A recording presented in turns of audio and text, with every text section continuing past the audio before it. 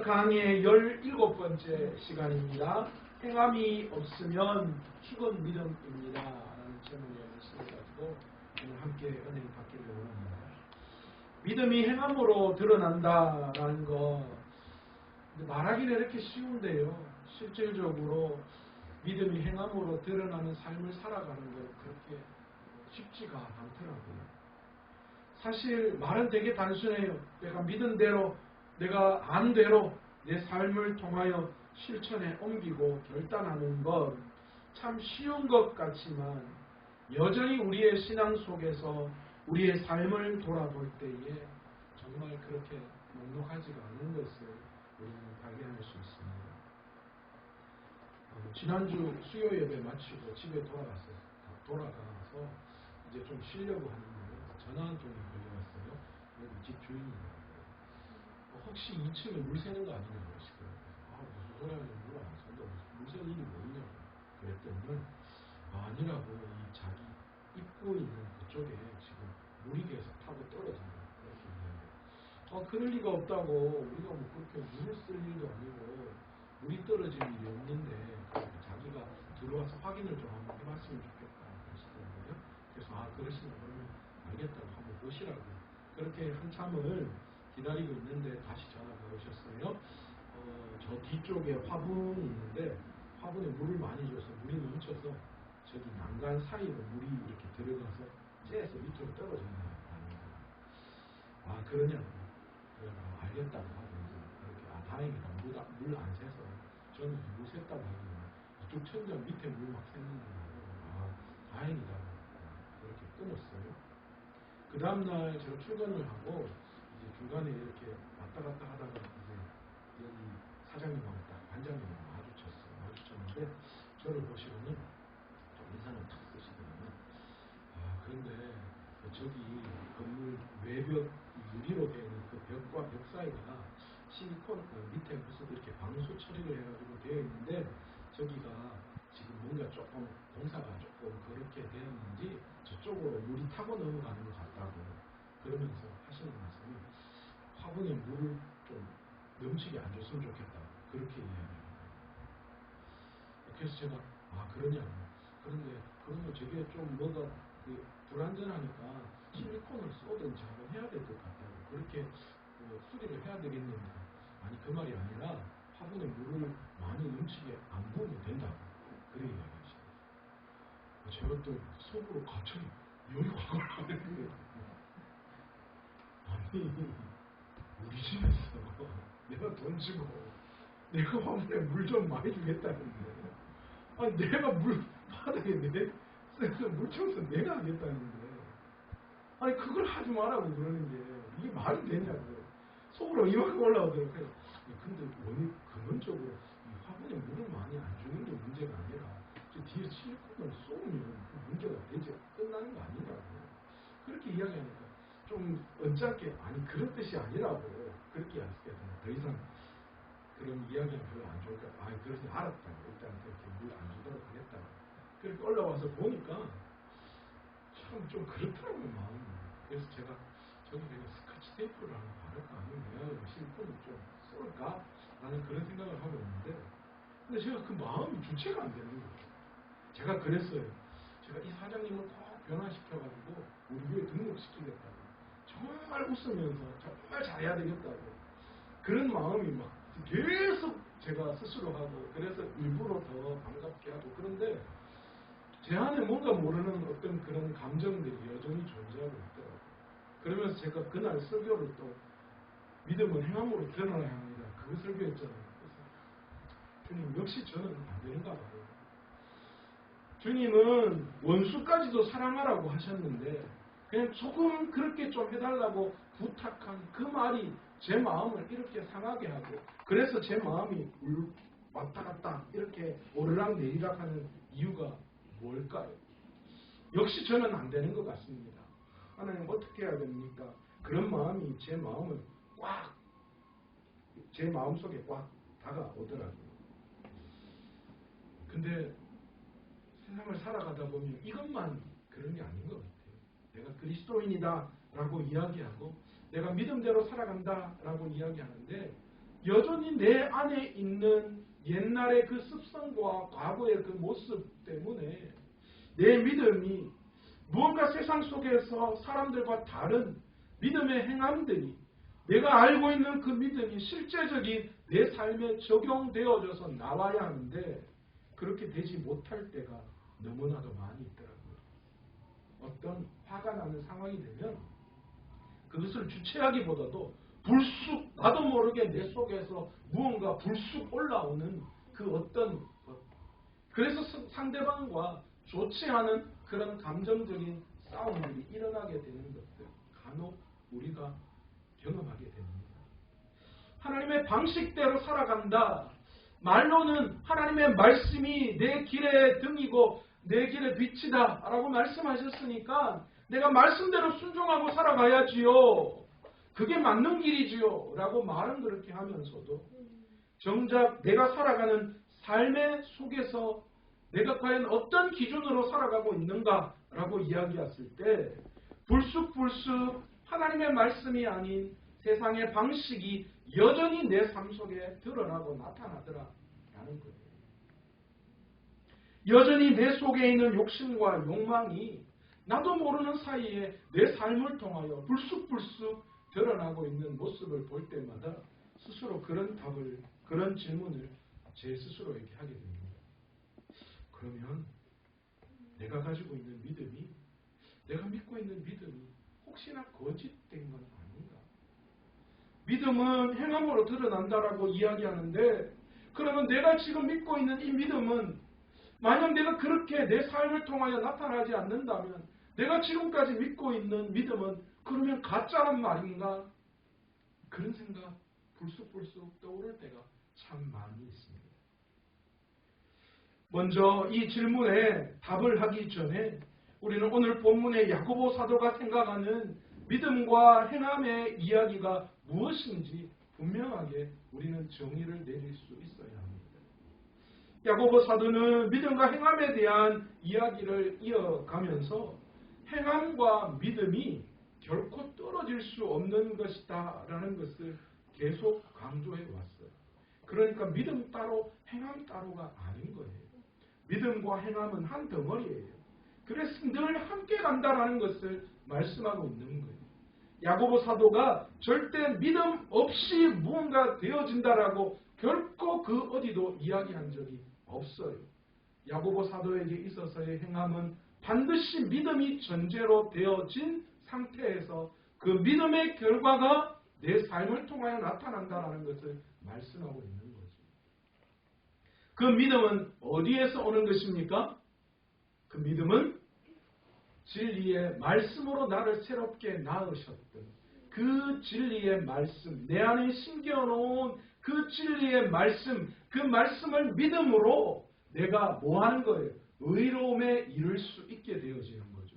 그 의가, 그 믿음이 내 안에 심겨진 그 말씀을 향한 그 믿음이 그 다음에 뭘 한다고요? 기본이 되어서 그 위에 행함이 드러나는데 그런데 이건 결코 떨어지는 게 아니라 여러분 믿음 없는 행함은 결코 있을 수 없습니다. 여러분 믿음 없는 행함 그것은 결코 그게 있을 수 없는 이유가 어디에 있느냐? 성경에는 이렇게 이야기했어요. 율법 외에 한 의가 우리에게 나타났다라는 표현을 쓰고 있습니다. 그 율법 외에 한 의가 나타났다는 그 한 의가 무엇입니까? 예수 그리스도시죠. 그 예수 그리스도를 그 한 분을 믿고 그분의 십자가를 의지하며 그분이 우리를 의롭다 함을 주실 때에 우리는 구원을 얻게 되어지는 거죠. 우리의 믿음은 늘 거기에서 시작하는 거예요. 변함이 없습니다. 예수님을 믿는 것 외에 그렇기 때문에 다른 어떤 것으로도 구원에 이를 방법이 없어요. 구약에서는 율법, 이 모세가 시내산에서 받은 그 율법을 통하여서 그것을 지킴으로 구원을 얻는다라는 말씀을 주셨지만 그러나 로마서에서는 율법 외에 한 의가 나타났다. 그게 예수 그리스도입니다. 그 예수 그리스도가 십자가에 달려 죽으심으로 말미암아 그 놀라운 모든 구약의 율법을 성취해 내셨다. 그렇게 표현을 하고 있는 거예요. 그러니까 우리는 이제 율법의 메인자가 아니라 예수 그리스도의 십자가의 메인자들이 되었다라는 거예요. 세상 사람들은 예수님 없는 행함으로 수천 년 동안 수만 가지의 행동으로, 수만 가지의 선한 행동으로 구원을 받으려고 노력했습니다. 그러나 착각이었죠. 절대 믿음 없는, 예수님 없는 행함으로, 예수님 없이 그 어떤 선행으로도 결코 우리는 구원에 이를 수 없음을 알아야 합니다. 왜 그렇습니까? 예수님 없는 행함은 결국은 자기 자랑이에요. 자기 기준을 만족시키는 그 어떤 수준에 불과한 거예요. 때로는 의무감 때문에, 때로는 동정심 때문에 행하는 선이 될 수밖에 없는 거예요. 진짜 그 영혼을 사랑하는 국률의 마음이 있어서 나타나는 경우는 극히 드물다라는 거예요. 그리고 무엇보다도 우리가 아무리 선한 일을 많이 한다고 해도 우리 안에 있는 죄의 본성을 해결할 수 있는 길이 없어요. 우리는 죄인이고 그 죄의 문제를 해결하지 못한다면 우리는 결코 구원에 이를 수 없다라는 것이죠. 아마도 예수님 시대의 바리새인들과 서기관들이 바로 어떤 겁니까? 예수님 없는 행함으로 구원을 받으려고 노력했던 사람들의 대표자입니다. 그들은 예수님이 아니라 율법의 조항을 가지고 그것을 제도적으로 지킴으로 말미암아 구원에 이를 수 있을 것이라고 생각했죠. 그러나 그들도 다 그 구원에 이르지 못했습니다. 왜요?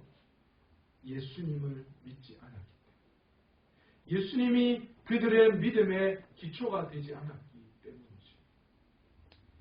그렇다면 야고보 사도가 말하는 행함이란 어떤 것을 이야기할까요? 야고보 사도에게 있어서의 행함이란 언제나 바로 이 믿음이 기초가 된, 이 믿음이 전제가 된 상태에서 이야기하는 행함이라는 것을 우리는 머릿속에 넣어야 합니다.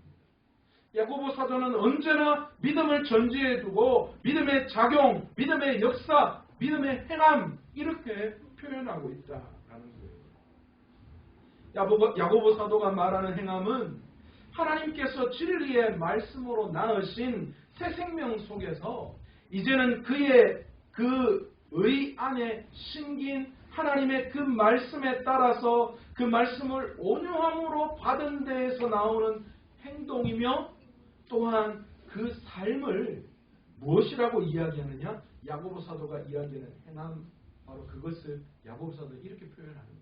우리 안에 심겨진 말씀이, 그 말씀을 내가 온유함으로 받을 때 내 삶을 통하여 나타나는 행동이, 내 삶을 통해 나타나는 삶이 그게 행함이다라고 믿음의 기초가 되어서 내 삶에서 내 안에 계시는 그 말씀이 드러나는 거예요. 나도 모르게 그게 드러나는 거예요.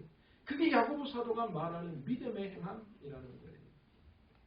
야고보 사도는 예수님을 믿는다는 것을 진리의 말씀으로 다시 태어났다 그렇게 표현하잖아요. 그래서 그 안에 새 언약의 말씀이 심겨 있는 것이라고 우리에게 설명했습니다. 그렇게 복음의 말씀으로 다시 태어난 자의 행함은 그 안에 심긴 새 언약의 말씀을 온유함으로 받은 결과로 나타나는 행동이다. 결과로 나타나는 행함이다. 그런 거예요. 바울도 로마서 3장 28절에 그러므로 사람이 의롭다 하심을 얻은 것은 율법의 행위에 있지 않고 믿음으로 되는 줄 우리가 인정하노라. 그렇게 이야기했어요. 여기서 바울의 이야기를 잘 들어야 돼요. 율법의 행위에 있지 않고 믿음으로 되는 줄 너희가 아느냐. 그냥 행위라고 이야기하지 않고 율법의 행위다. 그렇게 언급하고 있어요. 왜 바울이 지금 이 이야기를 하고 있는지, 왜 율법의 행위에 있지 않고 이야기했는지를 우리는 잘 이해를 할 수 있어야 합니다. 바울은 예수 그리스도의 십자가 사건을 통하여서 유대인과 이방인 모두가 다 하나 되어지는 보편적 교회 시대가 도래되었음을 뭘 통하였어요? 예수 그리스도를 통하여서 이제는 예수 그리스도를 믿는 모든 사람이 구원을 얻을 수 있는 바로 그런 보편적 교회 시대가 도래되었음을 알고 있었어요. 그 일을 행하신 분이 예수 그리스도시다라는 거죠. 그러니까 이제 구약에 이 조항에 묶여있는 그 율법적인 그 어떤 것, 할례나 절기, 정결법, 의례법 이런 것들이 더 이상 그 어떤 효력이 발생되지 않는 것을 바울이 너무 잘 알았던 거예요. 그래서 뭘 이야기하느냐? 믿음에 대한 이야기를 하면서 바울은 율법의 행위라고 그렇게 표현했거든요. 바울은 보편적 교회를 생각했기 때문에 이제는 이 혈통적인 그런 신앙인이 아니다라는 거죠. 또한 바울은 율법 외에 한 의가 나타났다. 그렇게 아까 말씀을 드렸잖아요. 이제는 오직 예수 그리스도를 믿음으로 말미암아 주어진 그 십자가의 의를 믿는 모든 십자가의 의를 믿는 믿음으로 모든 사람이 의에 이를 수 있다. 그렇게 바울이 선포하고 있는 거예요. 십자가의 사건은 바로 그런 의미가 그 속에 포함되어져 있다는 거예요. 십자가를 믿는 모든 사람들이 그 믿음으로 의롭게 되어진다라는 것이지. 예수 그리스도께서 십자가를 통해서 구약의 모든 율법을 성취하셨습니다. 성취. 따라서 율법을 지킴으로 의를 얻는 길은 이제 그친 거예요. 잘 생각하셔야 돼요. 필요 없다라고 말씀드리는 거 아닙니다. 왜 율법이 아직도 이 신약 시대에 필요합니까? 율법이 존재해야 죄가 무엇인가를 구분할 수가 있잖아요. 그게 사라지고 나면 우리가 하나님 앞에 죄가 무엇인지 구별될 수가 없잖아요. 그러니까 여전히 율법은 우리에게 몽학선생으로 우리에게 죄가 무엇인지를 분명히 깨닫게 해주는 도구로 지금 존재하는 거예요.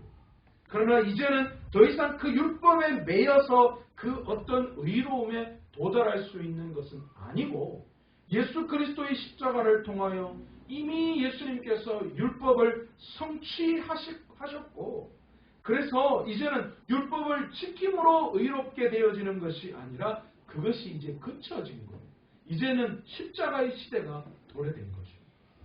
그러므로 그리스도 안에서 새롭게 성취되고 새롭게 명령된 계명을 그리스도를 따라 성취해 나아가는 삶을 우리는 살아가면 되는 것이죠. 이제는 그리스도를 떠나서는 아무것도 할 수 없는 거예요.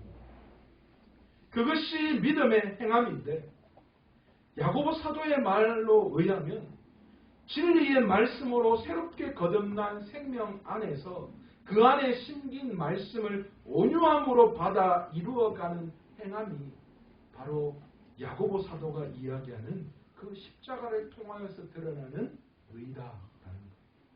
어렵죠? 이렇게 야고보 사도에게 있어서 믿음과 행함은 결코 분리되거나 떨어져 있을 수 있는 게 아니고 하나인 거예요. 그래서 야고보 사도가 뭐라고 이야기하느냐? 행함이 없는 믿음은 아무런 효력이 없다. 그렇게 이야기하는 거죠. 다시 처음으로 우리가 고민하고 있는 것들로 한번 돌아가 보기를 원합니다. 믿음과 행함. 여전히 우리의 삶을 통해서 본다면 우리에게 심겨진 하나님의 말씀이 전혀 우리의 삶을 통하여 드러나 보이지 못할 경우가 참 많이 있죠. 그러면 우리가 믿는 믿음이 가짜일까요? 정말 우리가 그냥 가짜 믿음 생활하고 있는 걸까요? 아닙니다. 절대 그렇지는 않습니다. 진리의 말씀으로 새롭게 거듭난 생명 안에서 그의 안에 심긴 말씀을 온유함으로 받아 이루어 나아가는 과정 가운데 있는 사람이 누구라는 거예요? 우리 그리스도입니다. 이루어 나아가는 과정. 주님이 성취하셨잖아요. 그러니까 우리도 주님의 길을 따라 걸어갈 때에 성취되어져 나아가는 거예요.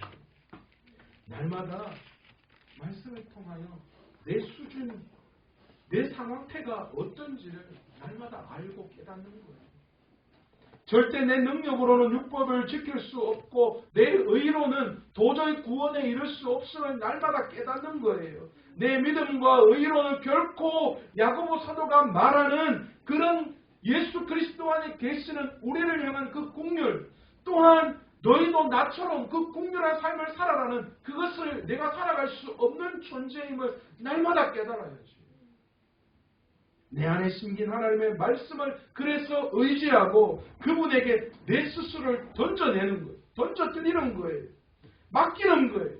그리고 그분을 닮아가는 거예요. 날마다 매 순간순간마다 그분을 닮아가며 그분의 삶에 내 자신을 던짐으로 말미암아 날마다 조금씩 주님이 이루어 놓으신 그 십자가의 성취를 내 삶을 통하여 드러내고 이루어가는 삶을 살아가는 거예요. 머물러 있는 삶이 아닙니다. 날마다 내 안에 심겨진 말씀을 통하여 내가 죄인임을 깨닫고 내가 부족한 자임을 깨닫고 내 믿음과 내 의로움, 내 선함으로는 절대 불가능하다는 사실을 아는 거예요. 그리고 날마다 하나님의 말씀 앞에 내 자신을 던지고 맡기고 닮아가는 거예요. 오늘도 실패했습니다. 오늘도 연약합니다. 오늘도 넘어졌습니다. 그러나 다시 일어나 주님이 원하는 그 길을 걸어갈 수 있도록 내 믿음이 내 향함으로 드러나는 그날을 바라보며 날마다 조금씩 내 삶을 내 믿음의 길을 걸어가는 삶을 살아갈 수 있는 저와 여러분 되시기를 간절히 축원합니다. 야고보 사도는 믿음과 행함을 이야기하면서 마지막으로 두 믿음의 선진을 소개하고 있습니다. 첫 번째가 아브라함입니다. 21절에 오늘 본문 21절에 뭐라고 이야기합니까? 우리 조상 아브라함이 그 아들 이삭을 제단에 바칠 때에 행함으로 의롭다 하심을 받은 것이 아니냐 그렇게 이야기하죠. 정리해 보겠습니다. 100세에 하나님께서 약속해 주신 것처럼 아브라함에게 아들 이삭을 주셨어요. 둘도 아니라 셋도 아니라 딱 하나만 허락해 주셨어요. 그런데 이게 무슨 청천벽력 같은 소리입니까? 어느 날 갑자기 하나님께서 아브라함에게 나타나셔서 아브라함에게 말씀하십니다. 네 아들 이삭을 데리고 모리아 산으로 가서 나에게 바쳐라 말씀하신 것입니다. 그런데 아브라함이 어떻게 했습니까? 그 말씀에 순종했다 그렇게 이야기합니다.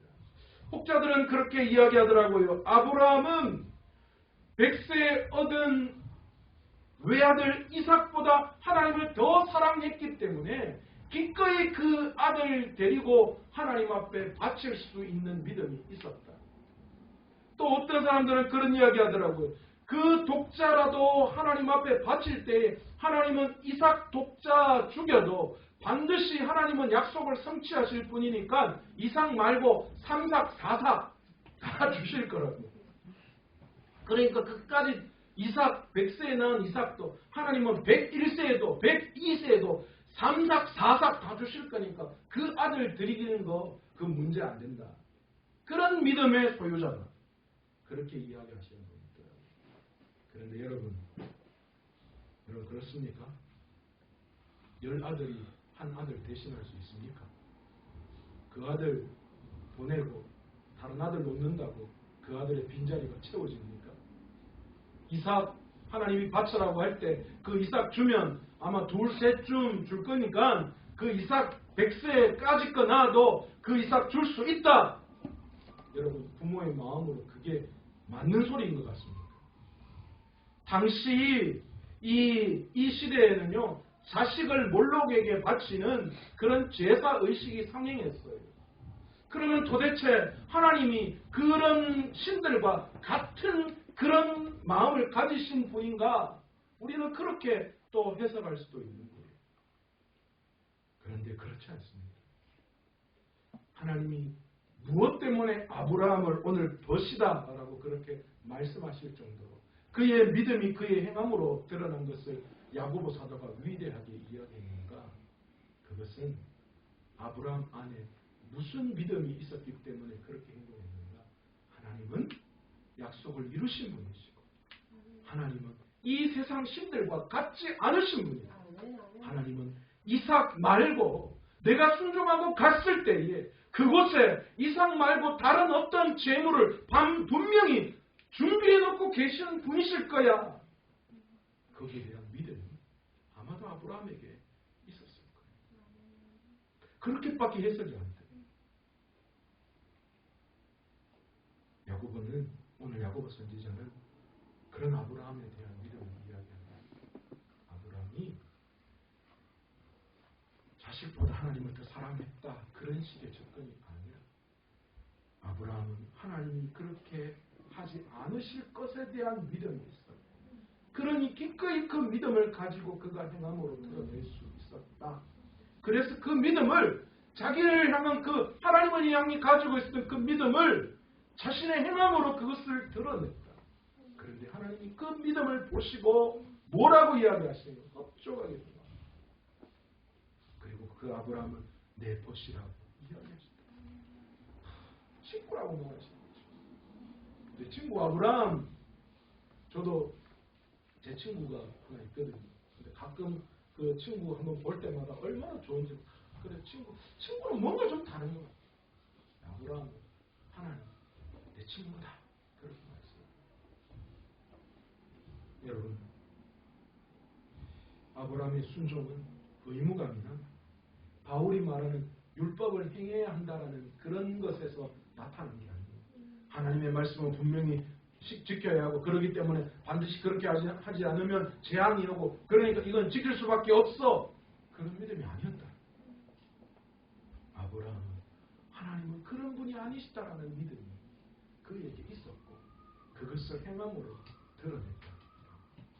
두 번째, 라합에 대한 이야기를 하고 있습니다. 오늘 본문 25절에 기생 라합이 사자들을 접대하여 다른 길로 나아가게 할 때에 행함으로 의롭다 하심을 받은 것이 아니냐. 우리가 얼마 전에 이야기했던 본문이기도 하죠. 그죠? 참 믿음의 사람 라합, 여리고성 기생 출신의 라합이었어요. 그런데 어느 날 이 여리고성을 정탐하러 온 이스라엘 사람 두 사람이 그 기생 라합의 집에 숨어 들어가게 됩니다. 그런데 이게 웬일입니까? 그곳에 이미 이스라엘의 정탐꾼이 있다는 사실을 알게 돼요. 여리고성의 군대들이 기생 라합의 집으로 가죠. 그 정탐꾼을 찾아서 죽이기 위해서. 그런데 그때 기생 라합이 어떻게 합니까? 이 정탐꾼 두 사람을 숨겨줍니다. 이유가 어디에 있었습니까?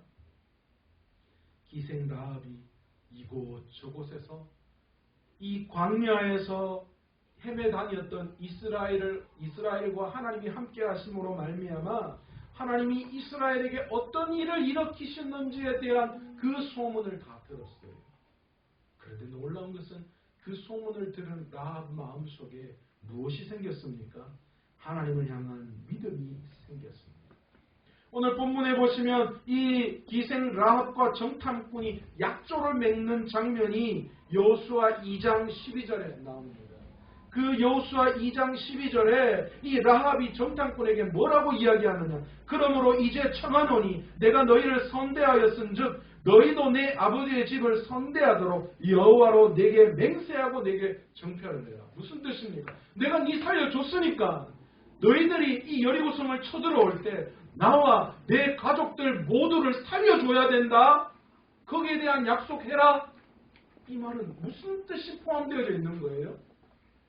이건 그냥 표면적으로 단순히 너 분명히 내한테 약속해야 돼 라는 그 의미도 있겠지만 지금 기생 라합의 마음속에는 뭐가 있는 거예요? 이스라엘 너희가 우리 여리고성으로 쳐들어올 때에 우리는 너희 앞에 멸망할 수밖에 없는 민족이다라는 것을 고백하고 있는 거예요. 그 믿음이 라합을 움직이게 했어요. 라합 속에 하나님이 함께 하시면 그 어떤 견고한 성도 무너진다라는 사실을 알고 있었던 거예요. 그래서 이 라합은, 기생 라합은 그 당시 든든히 섰던 여리고성 그 든든한 성을 의지했던 것이 아니라 그가 소문으로 들었던 이스라엘과 함께 하신 하나님을 믿었던 것이에요. 그래서 어떤 일이 일어납니까? 그 하나님이 함께 하시는 백성이 이 성을 쳐들어오면 아무리 이 성이 든든하고 견고할지라도 무너질 수밖에 없다는 믿음이 그에게 있었죠. 그래서 그 믿음이 그에게 행함으로 드러났던 거예요. 어떻게 해요? 약조를 맺는 거예요. 너가 이성 초등할 때 절대로 내하고 맺은 약속 어기면 안 된다. 내 가족과 내 아버지 모든 친척들 다 살려줘야 돼. 거기에 대한 증표를 반드시 내한테 줘야 된다. 그 이야기를 하면서 그들을 숨기는 일을 행하고 있지. 야고보 사도가 그 이야기를 하는 거예요. 바로 믿음이 행함으로 드러난다라는 것은 바로 이런 것이다라는 거예요. 그래서 만약 너희가 행함이 없다면 너희의 믿음은 뭐라는 거예요? 믿음이 없는 것이 아니라 믿음이 죽은 것이다라고 그렇게 표현을 하고 제가 약간 맛배기로